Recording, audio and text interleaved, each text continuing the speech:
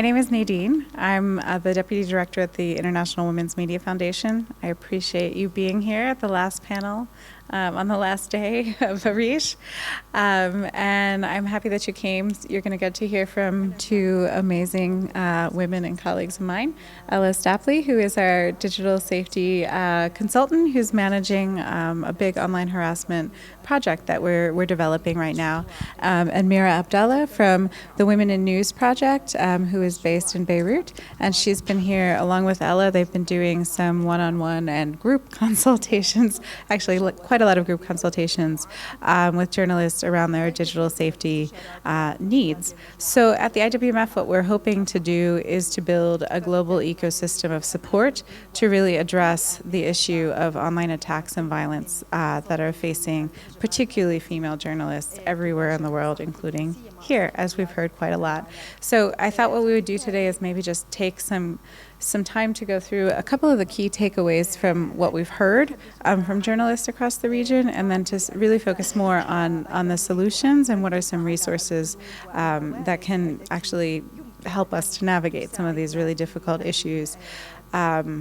If you have been in the last session that we just had, I gave a couple of takeaways from a report we did in 2018 about online attacks of women journalists, and specifically the fact that it is really driving women out of the industry, having a silencing effect, and that it's keeping women from reporting on specific stories and beats.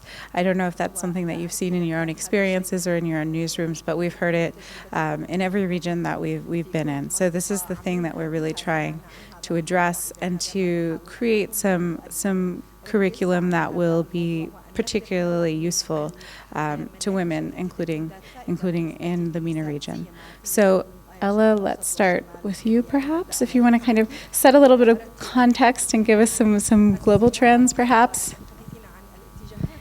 Thank you very much, Nadine. It's very nice to be here with this very small and knowledgeable group that we're about to speak with.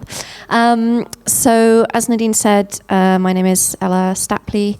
I work as a digital safety consultant working with the media, with IWMF, and I work with journalists all around the world, and I deal with a number of cases to do with online harassment, and that gives me, I suppose, an interesting perspective, because I get to speak to journalists in different regions of the world and to see the experiences that they have with online harassment.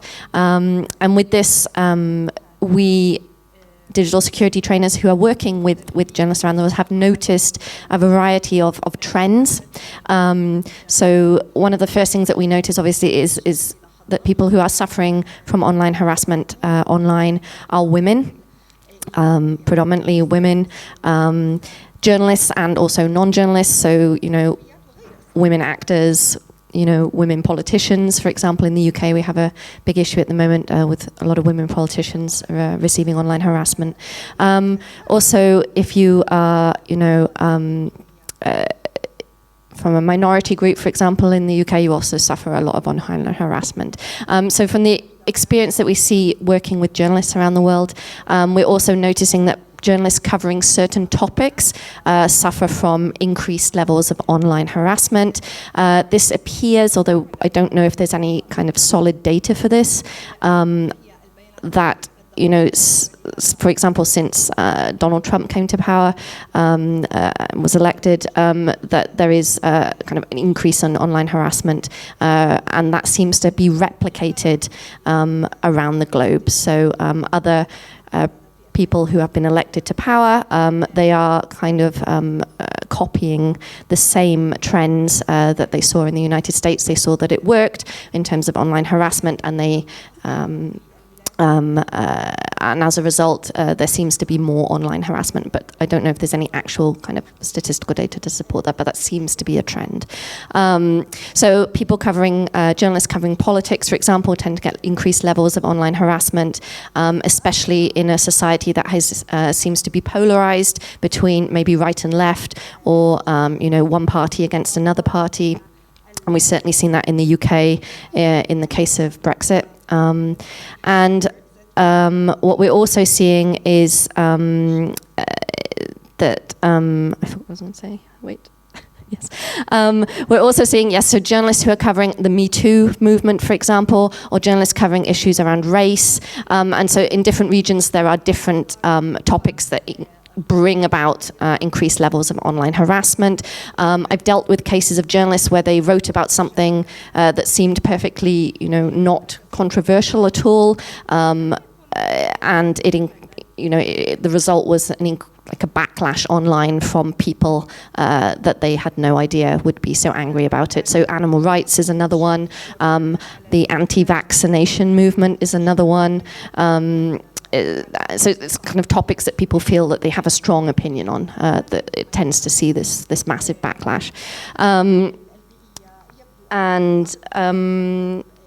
So what we're also seeing is that there tends to be communities online that organize in order to troll and harass people online, and that they are quite organized and they have strategies for how they do this.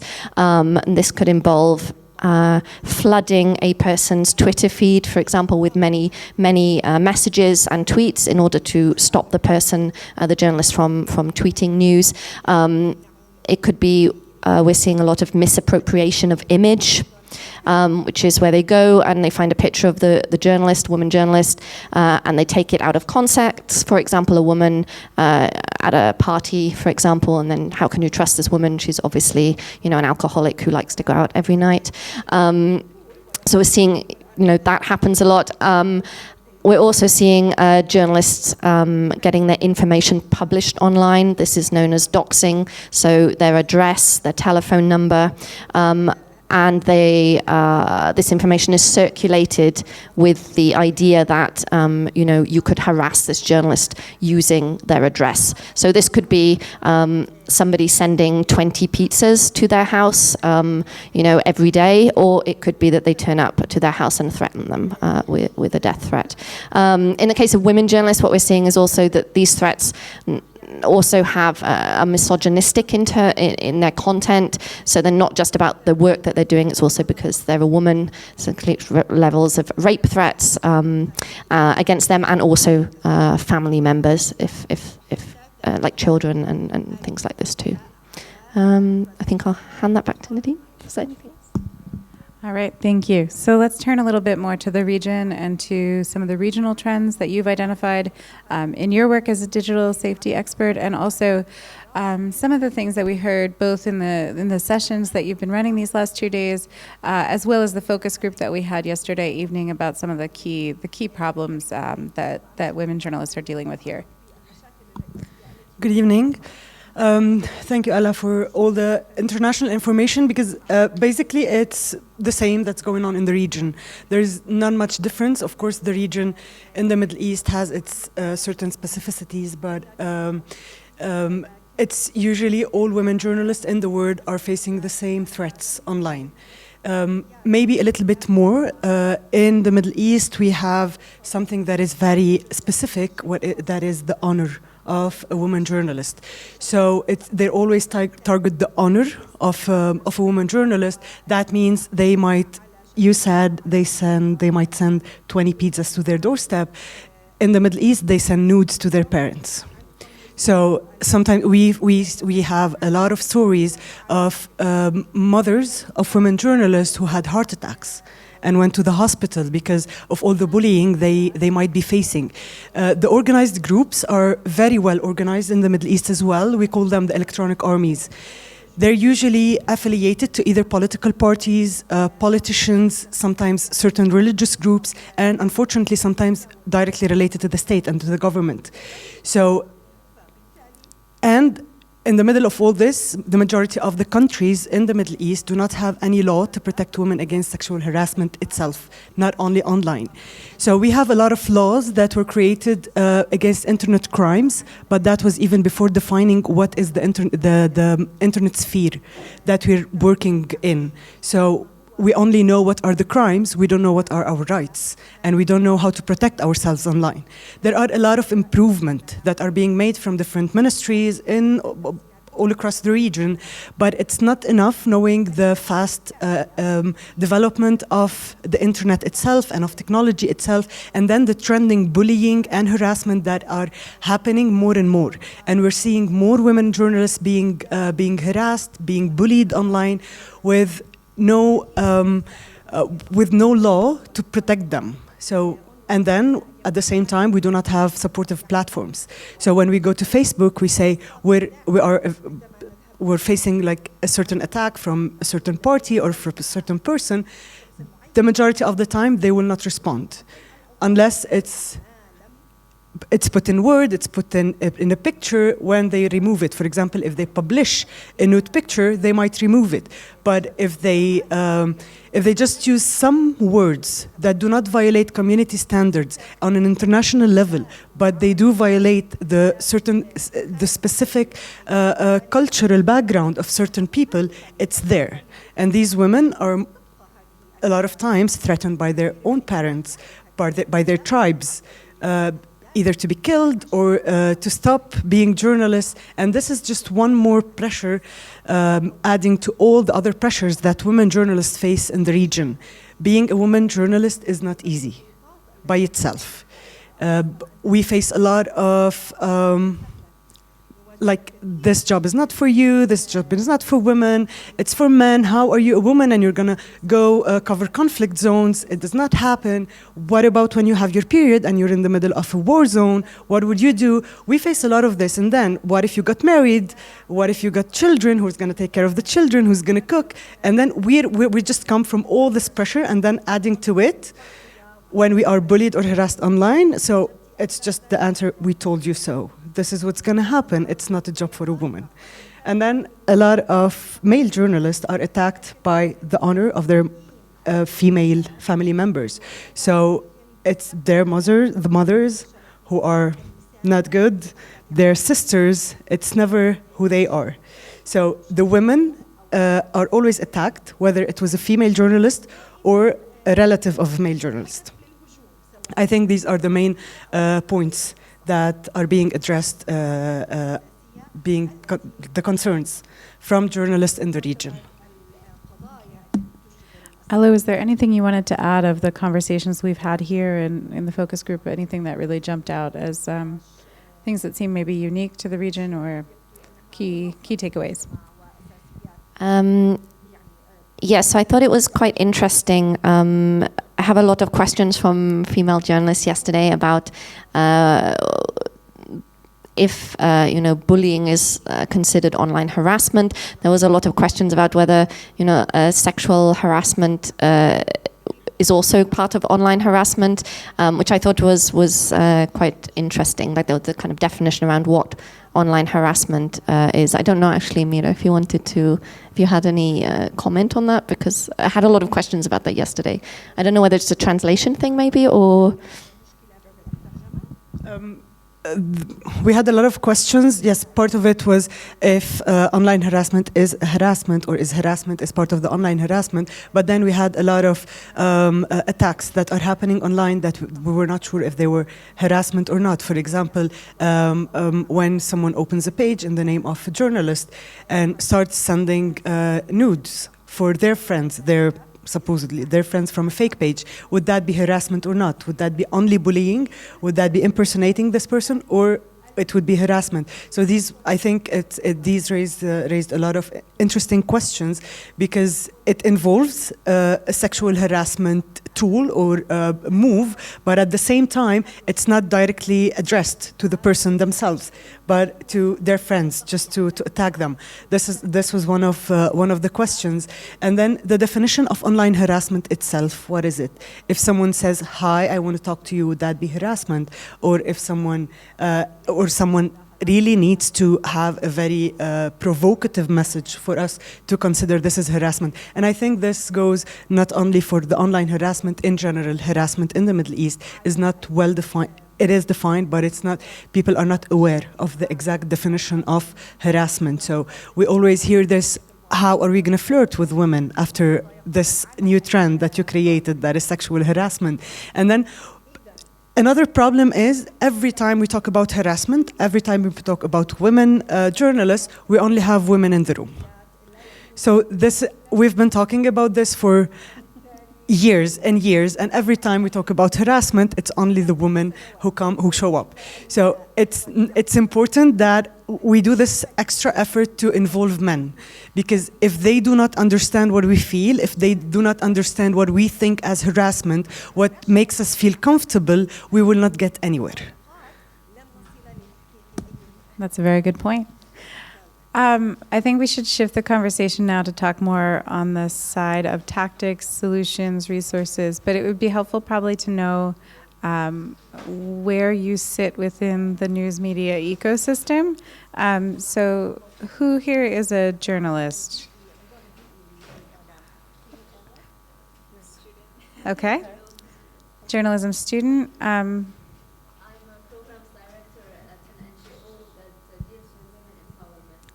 Okay, you work for an NGO that does women's empowerment? Yes?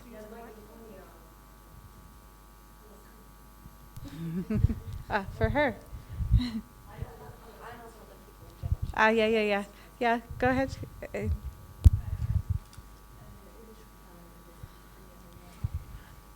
اسمي براء حج حسن. هلا أنا خلصت جامعة.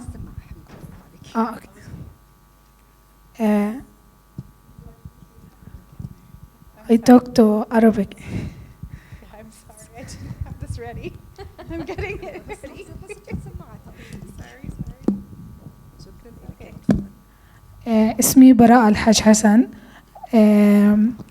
أنا خلصت الجامعة في تخصص ما إله دخل بالصحافة، بس من سنة ونص شو اسمه دخلت مجال هذا الصحافة، بس من باب إنه أنا هذا الإشي أنا بدي أدخله، لأنه حاسة إنه هو الإشي الشغف تبعي، وأنا بحب هذا الموضوع، مواضيع الصحافة وهي الشغلات.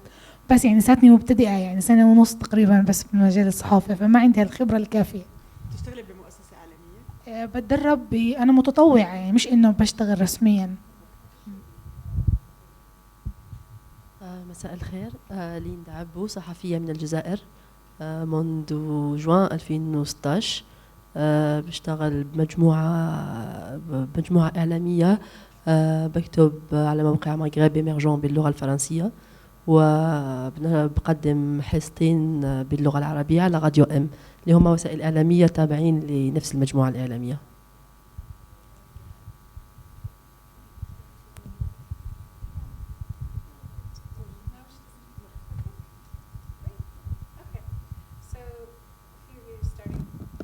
A few of you are starting out then at the sort of the beginning of your journalism careers, working journalist, and from the NGO perspective.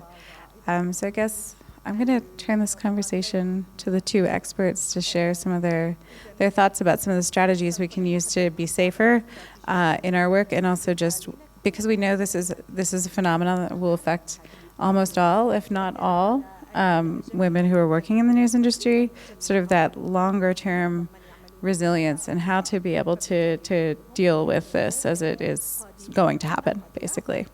Who would like to start? So kind. So I think in order to build kind of resilience to online harassment and have good techniques maybe for dealing with online harassment, it's first very important to know how your image is to the rest of the world on the internet. So if somebody looks you up on the internet, what image of you is portrayed to them? Because I think sometimes we have a different idea of who we are and compared to how the internet, using the information about you, is shown to the world. Why is this important? Because sometimes people post information on the internet about you and you don't know it's there, for example. Or maybe there are pictures of you, maybe with your family and or with your children that you don't want on the internet, but maybe your mother has posted them very helpfully on the internet on her Facebook page, and she has not put her privacy settings very well. So having a look and to see what information is there can be a good technique. Why because if someone wants to harass you on the internet, they will be looking for personal information on you. So having control over what information is out there on the internet can make you feel, I think, a little bit better about this. So if you know that you have, no photos of your family, no photos of you that are personal that you don't want in the public space, that your address is not online anywhere, this can help you to feel kind of a bit more secure. And it can it won't stop the harassment, but it can certainly help for you to have some control over the information. Do you want to do the second one? Well, I'm gonna just add to what Ella was saying. What pictures are there online? We're in an era where we have to fight the pleasure of posting pictures and getting likes and getting our picture family or our children family liked by so many people. And this feeling that we usually have online, we have to fight it. So it's not usually easy seeing everyone posting their pictures, their happy pictures, their weekend barbecues, etc. But it's really important that we have to choose our priority. Is it to just show our life, how is it going, or to protect ourselves? So I think this is something that everyone should think about. What is our priority? Personally, I sometimes post personal pictures, but only because I decided that this is a priority and I don't mind that this specific picture is posted. But then not every picture. If I had children, I would never post their pictures online. So it's only my picture and a very normal picture, that would be fine. So this is one thing. And the other thing, it's not only what the internet sees about us, but also we should raise awareness to our small groups, to our parents, to our friends, because even if the internet sees me in a certain way, it does not mean that if my mother would receive a picture of me, she would see it as the internet sees me. So to raise awareness, and whenever we're attacked, to just talk to them. We have to talk to our circles to tell them, I'm being harassed, I'm being attacked online, I'm being bullied. You might receive some pictures, you might receive some text messages. Do not believe these, because these are only fake. So whenever they are ready to receive all these information, and then we will have much higher support than in the beginning. Especially that we would only care about the bullying, not care about what our parents would say, what our friends would say, if we will still have our support system or not. So they will be ready for this. So obviously the ideal is that we're controlling the information that exists online about us before something bad happens, right? And we're also, advocating that you're separating your personal social media presence from your professional social media presence. So having an account that's affiliated with your work as a journalist, and then keeping all of your private stuff private and away from that. But obviously, we know that not everyone is doing all of these recommended steps, and that doxing happens. Sometimes we need to clean up a big mess.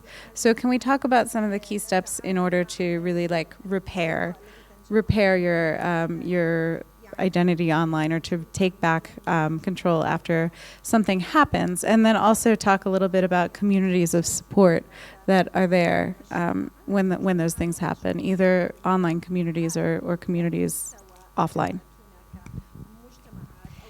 So if you are starting to see that you are getting online harassment, and maybe because you have published an article recently and it has drawn attention, that tends to be mainly where online harassment starts it comes in peaks and troughs like this. As Mira was saying, that it's really important that you speak to your family and your networks, also your editor, if you feel that's a possibility, to let them know that this is happening. Along with online harassment, you tend to also get maybe attempts to hack your accounts.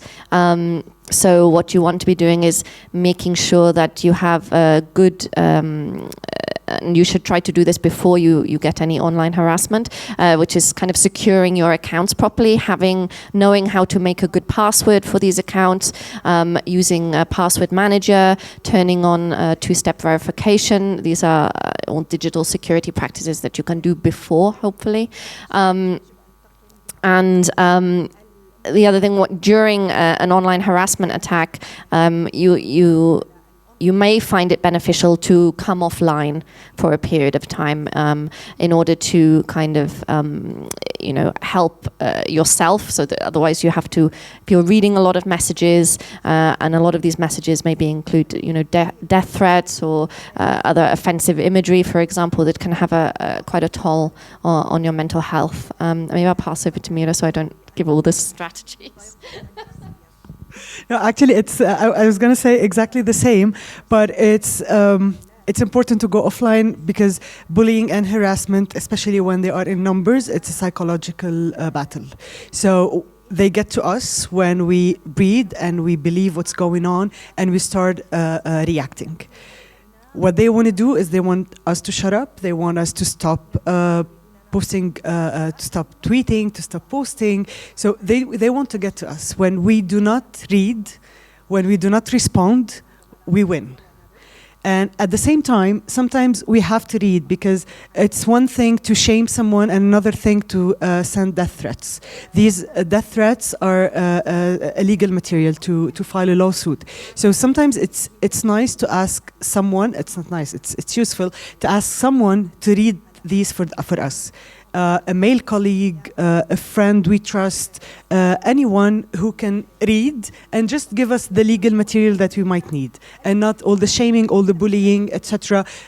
For them not to get to us. So I think this is important, and just screenshot everything, I think, and do not let go. Anyone who sends death threats, if for a second you feel it's serious, do not let go. Do not say they will stop. If you're in a country where there is a law that, in all countries, death threats are a crime. So even if the police does not respond, even if you're reporting the tweet and Twitter is not responding, ask for organizations who work on digital security, who have contacts with Facebook, with Twitter, for them to pressure them to remove the tweet and then take legal action. So another area that might be that can be a good source of help for journalists, women journalists as well, is the local tech community in your city. Okay, so. These are groups of computer programmers that they're working on projects. Normally they are associated with the entrepreneur and startups, so they have like these young companies, but also maybe in these kind of co-working spaces, if you have them in your city, they will have computer programmers who work on social support for the civil society organizations. And it's a good idea. They often organize events and meetups that you can go along to, and sometimes they do events that include journalism, like data journalism. But within those communities, there will be people who may be able to help you, for example, if your email is hacked, or they can help you if you think, that you've got an email that looks suspicious. Maybe they can also check it out for you. So it's a very good idea to try to build these networks, before something happens, so that you have a community there as well, not just of journalists, but also technologists too. So in your experience, what are some of the best resources that you would point journalists to in terms of educating themselves more about the steps they need to take? What kind of guides do you recommend that are available in Arabic? And what what kind of resources still need to be built? Well, I think we're very short on resources in Arabic. The majority of digital security resources are published in English. Very few are translated. And when translated, they're not accessible to everyone. They're published by very small organizations. Sometimes it's only Facebook posts that are in Arabic. They go viral, but it's not enough. A Facebook post is not enough. It only gives a few tips. But I think we need to organize more digital security training. More than trainings, TOTs would be better, because we would reach small communities to where we wouldn't reach, like personally. But then when we train, because from all the participants in the Digital Security Clinic. And yesterday, there are a lot of communities, for example, in Egypt, rural areas, that we cannot go there. It's difficult for us to go there and train people. But if we give TOTs to people from this community, to journalists, then they would train other people and definitely publish more interactive guides. Guidebooks or interactive videos to raise awareness more about the importance of digital security. I'm very happy that it's getting more and more attention, and the importance of digital security is people are being more aware of it, but we still need to do a lot because we're exposing all our lives online, basically, and the awareness is not enough for now. So I want to hear from you now. If there are specific questions that you have, if there were strategies that have worked for you in your own newsrooms or in your work, we'd love to just open this up for a conversation.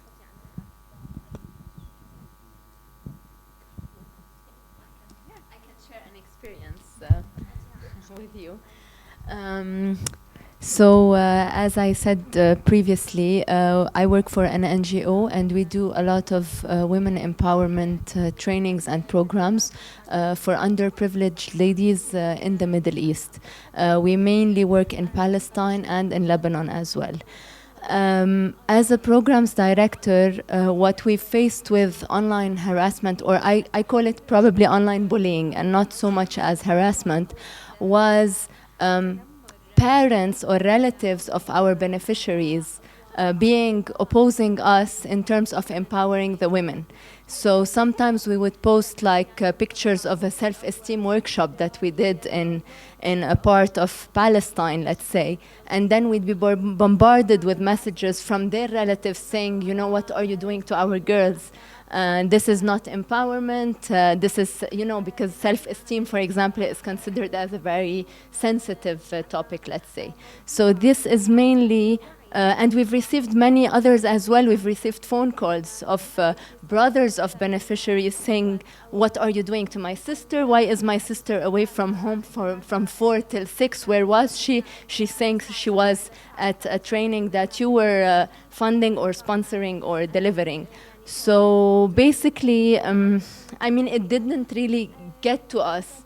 We've clearly explained to them that we are working with the girls for their benefit and not against their values. But I feel in the Middle East, we face a lot of bullying when it comes to values, and the old versus the new. The more you want to move forward, and the more you are faced with communities who are really conservatives, and they want to, put you down, and they try to do so by harassing you or bullying you online or through phone calls. Now, today we're talking about online, but I just wanted to share our experience as an NGO regarding that topic. Thanks. Thank you. Thank you. Good evening. لما شرحت بالأول أن أكتب لموقع إخباري وأقدم حصص بالويب راديو إم. أنا عندي تجربة. I have two experiences in two news websites. The first, I was only writing on the news website, and by time people, when they knew my name, Linda Aboud, I believe that they have that I'm a researcher on the Facebook. They've seen that I'm from a minority in Algeria. I'm from Amazigh, and I write in the Amazighi language as well, and I publish cultural things, not political issues. It's only cultural, and I only write in that language. So people, when I write in the independent newspaper, they classify it as an opposing newspaper, even though it is only independent. So they say that I tackle a political issue, and they say that this journalist is from that area, and they link the newspaper directly to my area and my culture. So this is the first type of the harassment that I'm facing, and after that I was giving lessons on the radio, and these audio-visual class lessons, and they've moved to another type of harassment that they will comment on my body, they will sometimes they will use unethical words that is not in line of our culture, Arab Islamic culture, in a reservative community. And I also host guests, 5 guests, and sometimes we don't have political activists, women activists in Algeria. Sometimes all of the guests are male. They will always say 1 woman among 5 or 4 men. You don't feel embarrassed or you don't feel shameful because of the studio is small, so they will harass me and the guests who are with me, and I will receive hundreds of comments about defaming me. So this is what happens in our community. So this is the other thing that I was subjected to. And regarding the strategy that we are taking in our radio, is omitting these comments. But some lessons has lots of views, so therefore we have lots of comments on these posts that we cannot read every comment that is posted or omit every or delete every moment. So we will monitor before the publishing. So we before the publishing we will omit the comments. So that's it. This is what we use. Thank you. Any feedback on either of those 2 stories or approaches that might be effective? I just want to say that commenting on the strategies, it is one of the strategies, and sometimes you can turn off the comments. When we know that the video will receive a lot of bullying and a lot of harassment, we can turn off the comments or just moderate everything that goes there. But when we receive death threats, screenshot it, and even if it was not online, we didn't allow it to go online, but we need to keep a track of it. We need to keep a track that this is going on. I also think it's really important that the newsroom or the organization has kind of a uniform strategy for how they deal with this type of harassment, so that it's not just you and one person doing it, but actually the whole organization is involved. And that normally works better when it comes like from the top down. So as it doesn't often work if it's just like you're the young reporters, for example, trying to do it by themselves. It's very difficult unless they have the help of an editor, for example. But a uniform strategy, and then also a policy for what to do if there is, for example, a death threat, or more than one. So if there's a particular person online that is giving out death threats, what is the strategy of the organization for that? That can often be helpful in kind of groups and kind of group support for that. And yeah, I think that was all. Are there any questions? Yes. I have the opposite problem. We did research a while back to find out if there is harassment to women online, and we didn't get much traction. And the more I think about it, the more I think that the easiest way for most women who are harassed to get rid of the harassment is just to get offline. And so if I look at the people I know, a lot of them just get offline. And as a result, the harassers succeed. And so I think we need to think in a different way. Okay, great reporting, but I really think the key is to protect and empower women and to encourage them not to get offline, because if they get offline, basically they have let the other side win. And so I don't know if you have any kind of opinion on this issue, because it's an issue that bothers me, that we, the number of women online often is very few. And a lot of it is because they just don't want to bother. I mean, it's too much harassment that it's not worth it for them. So we need to have enough women, as you said. I mean, the idea of family and other friends, because if you're together with others, that gives you the power. But if you're all alone, then the easiest thing is just to get offline and to unsubscribe from Facebook and other things like that. So I'd like for you to comment on what we can do to encourage women to stay put and not to kind of give in easily. That's a very important point. And I started the session by talking about the silencing effect, which is exactly what you're saying, and knowing that there is a very real self-censorship that takes place as a result of the kind of trolling and harassment that we see. I'm going to let our experts take this question. Would either of you like to take it? So I think one of the ways that we can encourage women journalists to stay online, of course, it's a personal choice. So, if they feel that it's just too much for them, then, that's a decision they have to make, is having news. We have noticed kind of globally that it's quite difficult to get the newsroom to take this seriously. So this is not just this region, it's like it seems to be a global issue here.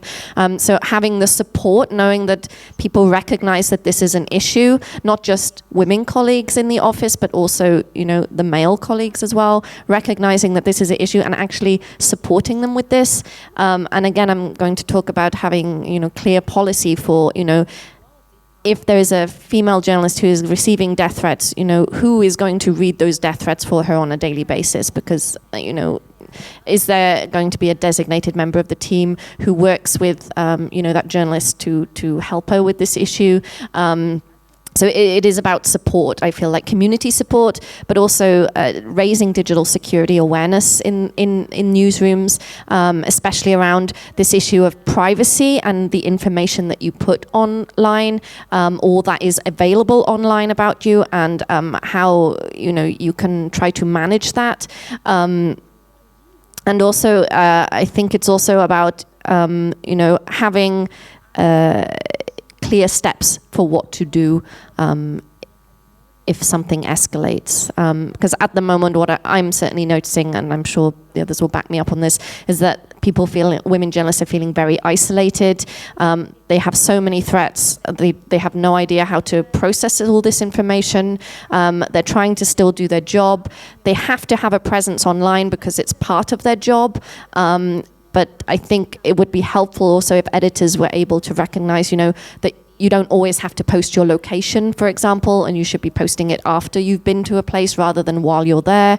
I think there was a period of time, at least in kind of the UK on the English-speaking media, where women journalists, all journalists felt that they had to put their entire life online in order to be kind of recognized as a journalist, like this brand of being a journalist. I think we are seeing now a change away from that as people realize that this has, not been helpful when it comes to kind of online harassment and also physical threats offline, which may have started online. I don't know if that was helpful. Mina, did you have anything? I just want to add that what's happening online is the same thing that's happening offline. So whenever a woman is harassed, she decides not to report because there is no systemized reporting system. So this has to be there in like internal policies to report sexual harassment offline and online in newsrooms, in media organizations, and at the same time to have to raise awareness. Organizations, a lot of activists and feminists are working on the issue of sexual harassment, and especially the idea that women should speak up and should say that they are being harassed. So deciding to go offline, it's just the same thing as deciding not to speak about the harasser, because the pressure is too much. It's sometimes women cannot take it. It's stronger than them. So when they know they have a support system, and when they know there is a system in place, like just Ella said, a policy inside the media organization, there is a committee to receive reports about sexual harassment, just as in countries where there are laws that criminalize sexual harassment, to have a committee to know who to go to when this happens. Experts.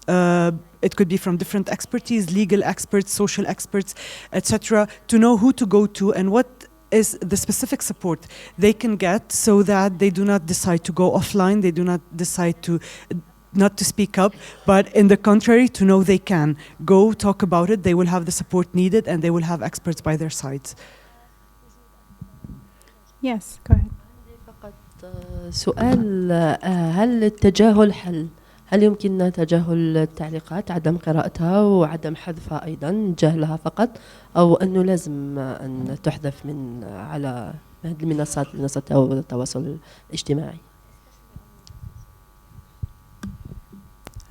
It's a personal choice. Or it could be a personal choice from the person or a choice from the organization. Sometimes a lot of women journalists that I've worked with decide to keep these. They were not psychologically affected by these messages, and they wanted to keep them to let everyone online know that they were victims of bullying, of harassment, to know who the harassers are and who are these people who are constantly sending them messages. But sometimes they decide to remove them. So it's really a personal choice whether to keep the comments or not.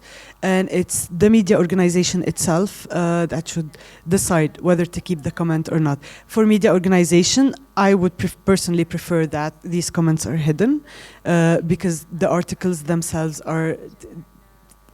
The readers are from all over the world. They could be from all over the world. So it's not really important for them to see. But on a personal level, it really goes back to every person's choice. Personally, I would keep them, but I cannot. It's not something that we can ask anyone to do. Yes, we'll take these two questions.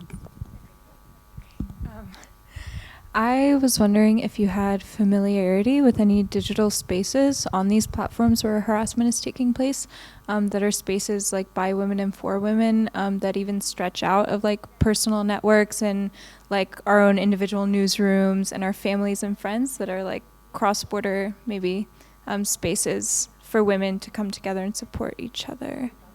On the platforms themselves, like Facebook groups, WhatsApp groups, anything, any ways that these platforms are being used for that. Yes, there are a lot of Facebook groups and Twitter lists that we can work with. For example, there is مساحة دعم للنساء, a space of support for women that has almost 2,000 women from all over the region who usually support in reporting and sometimes publishing the picture of a harasser if he's a well-known harasser who published it. It's a closed group. It's not open to the public. You can only join by invite. So sometimes a few women publish the picture of the harasser. For one, if any other woman was harassed by this person, to say that, and for other women who know this person to know he's a harasser. It's not published online. It's not accessible to everyone. There is also a lot of hashtags that has been used. For example, there was لدي شهادة أخرى. I have another testimony. That was a hashtag whenever a woman was harassed, and it was in different areas, in different countries in the region. Whenever a woman was harassed, she used to post the story of the harassment and use this hashtag. And there are a lot of activists always following up on this hashtag. So whenever they hear the story of a woman, they support her by reporting the person, by spreading news about him, by shaming him online. So it is like, it's not really systematic, but it is there using sometimes the Me Too itself. But the Me Too, because it's worldwide, we do not always catch the regional stories. This is why it could be نسوية, feminist in Arabic, it could be لدي شهادة أخرى, it could be, so there are a few hashtags. If you Google the hashtag supporting women who have been harassed, you will find a lot. It happened in Egypt, in Jordan, in Lebanon, in Iraq, in Iran. It happened in a lot of countries.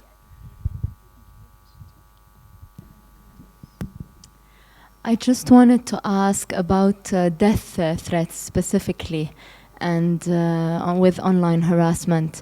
When do you know it's serious? Like, are there any alarming, let's say, signs, or are there any signs that we should watch out for? Because I'm sure there are plenty of journalists or other women who get death threats on a daily basis, and you know, they get aggressive messages. So how can we filter, or how can she filter death threats that are serious or, you know, realistic, rather than it just being, you know, offensive language or aggressive language, let's say?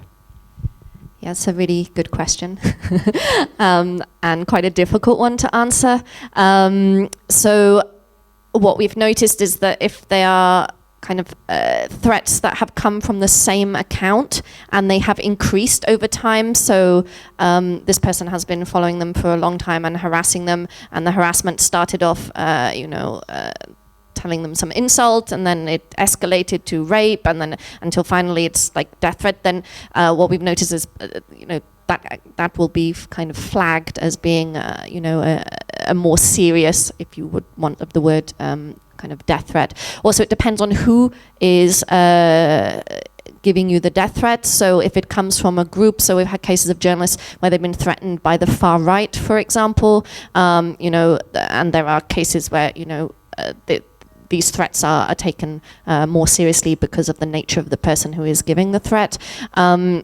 I think realistically it goes down to also a feeling that the journalist has about, whether they feel that this is a kind of like a person just saying a comment because they can, or whether, they actually feel that this is now something, that could spill over from the online to offline. But it's a really hard judgment call to make. It's also really difficult for media outlets to distinguish between, what is, an online threat made by, maybe it's a teenager in their, in their house making it as a joke compared to, someone who's actually very serious about committing that act.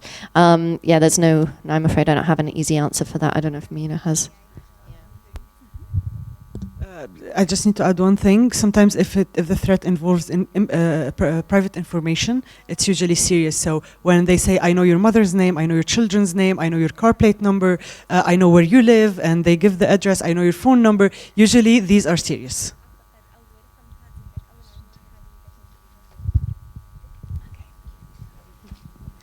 Thank you. I was speaking Arabic.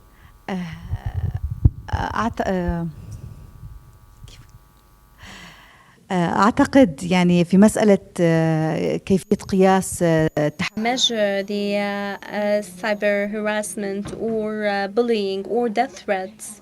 I'm speaking about Jordan. In Jordan, we have a main problem in the media students, or we have a shortage in raising the awareness regarding the issue of the e-space and dealing with the social media and the users, especially from the media. As also we have shortages in the fields of human rights. We have a shortage in this. We should start from the journalism faculties. They should have further awareness from their studying to the journalism, especially the female and male graduates. Even if we reach these students now in Jordan, there's a tendency of the media literacy.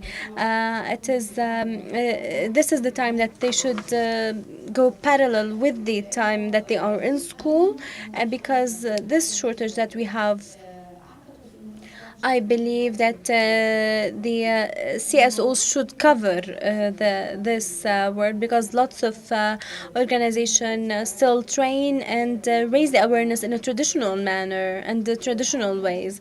Now it is the time to have a new vision for these media institutions to raise awareness in this field. Shukran.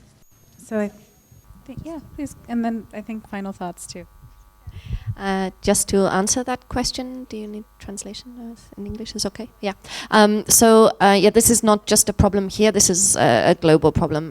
We see this a lot in the UK. I think the States is a bit better when it comes to kind of digital security and physical security training for journalists who are students. But certainly that's a global issue where young journalists coming out of journalism school, they're being sent on assignment and they have very little skills. So it's not just here. It's you're not alone. Yeah, it's a big issue. Yeah. Great. Final thoughts. I think community support groups, and my final thoughts on kind of online harassment is just to build your networks. If you're a journalist just starting out, you're new, try to find people who can mentor you and who can support you, and also try to see if your editors are willing to help you kind of build support networks and policies around online harassment. This is a topic that has been raised at every regional conference that we've been to for the past 4 years. So whenever you're at a networking event like this one, chase other women journalists and create a network with them. Talk to them, take their contacts and ask them for help whenever you need, and offer them the help whenever they need. This is the only way that we can do now with the tools we have to counter what we're facing online. So thank you for hanging on until the bitter end.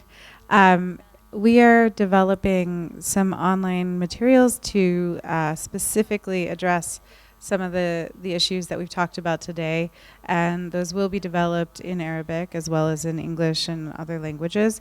If you're interested in learning more about that and potentially being part of a pilot group as we start to make those resources available online, which we plan to do in 2020. You can sign up with my colleague Ian, who's sitting over here, and then we will make sure that you receive that information as it comes out. We're going to be working, if you don't know Free Press Unlimited, they are a group in the Netherlands, and they've created a platform called Totem. Totem is going to be, it's a secure platform where they're going to be housing a lot of training content on digital safety. They've already started uploading some materials in Arabic, and we will be adding more materials there that are specific for female journalists. So you're aware that resource exists, and thank you for being a part of this conversation. Take care.